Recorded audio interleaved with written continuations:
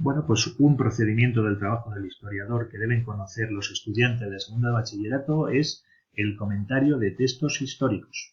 Los objetivos que perseguimos, es decir, lo que vamos a aprender es distinguir un texto histórico, identificar los tipos de texto que existen, explicar el procedimiento de comentario de texto, aprender a justificar respuestas a preguntas y, por supuesto, realizar ejercicios siguiendo una guía.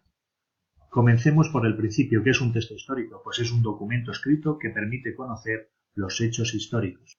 Es decir, en un texto histórico aparecen normas o discursos del pasado, hechos o acontecimientos de personas contados por personas que participaron o vivieron tales acontecimientos o interpretaciones de los historiadores o escritores que recrean la época.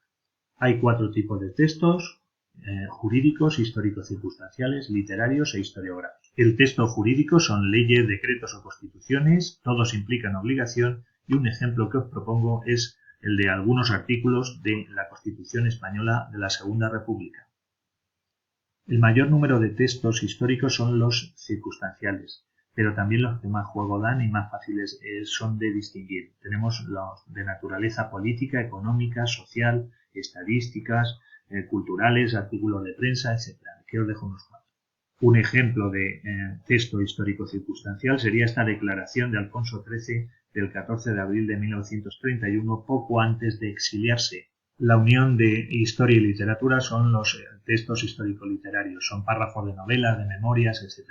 Aquí os propongo este de la caída de Cataluña de Jorge Martínez Reverte. Los textos más técnicos para un estudiante de segundo de bachillerato son los historiográficos. Son obras de historiador con finalidad investigadora, donde se comparan pues, opiniones de varios historiadores o interpretaciones, etc. Este es la Segunda República, el fracaso de una ilusión, de Laura Pintos.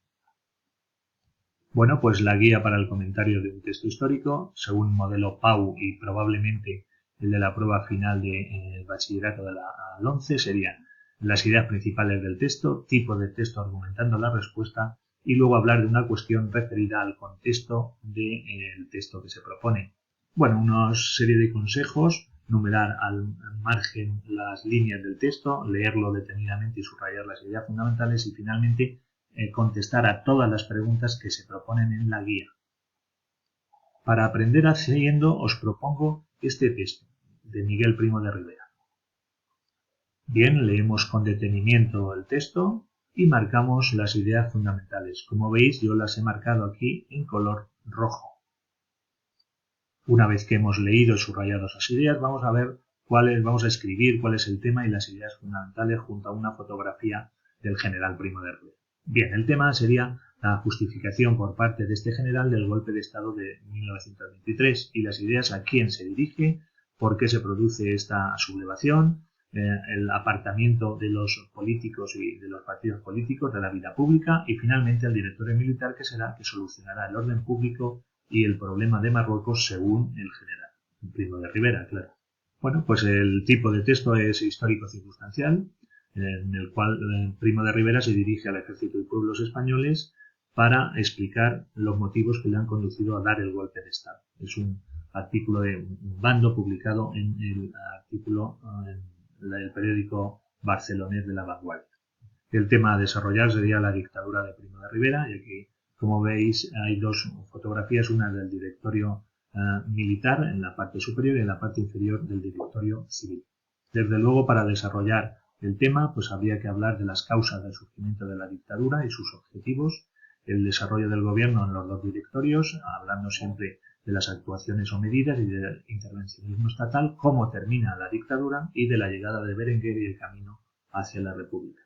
Y este es un ejemplo para que lo hagáis vosotros sobre las Cortes en la Constitución de 1845. Con la guía de comentario, el tema, ideas fundamentales, tipo de texto y el tema a desarrollar, que sería la década moderada en el reinado de Isabel II. Bueno, pues espero que os haya ayudado. Vamos a ver si podemos hacer a partir de ahora ya comentarios de textos históricos.